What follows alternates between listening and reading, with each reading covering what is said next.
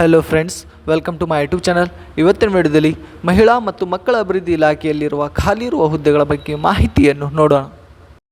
ಹುದ್ದೆ ಹೆಸರು ಅಂಗನವಾಡಿ ಕಾರ್ಯಕರ್ತೆ ಮತ್ತು ಸಹಾಯಕಿಯರು. ಒಟ್ಟು ಹುದ್ದೆಗಳು 313 ಹುದ್ದೆಗಳು.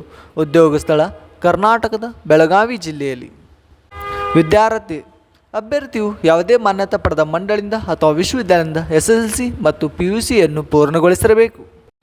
ವಯೋಮಿತಿ ನೇಮಕಾತಿ ಅಧಿಕೃತ ಅಧಿಸೂಚನೆ ಪ್ರಕಾರ ಅಭ್ಯರ್ಥಿಯು 10/7/2024ರಂತೆ ಕನಿಷ್ಠ 19 ವರ್ಷಗಳನ್ನು ಪೂರೈಸಿರಬೇಕು ಮತ್ತು ಗರಿಷ್ಠ 35 ವರ್ಷಗಳನ್ನು ಹೊಂದಿರಬೇಕು. ವಯೋಮಿತಿ ಸಡಿಲಿಕೆ PWD ಅಭ್ಯರ್ಥಿಗಳಿಗೆ 10 ವರ್ಷಗಳು.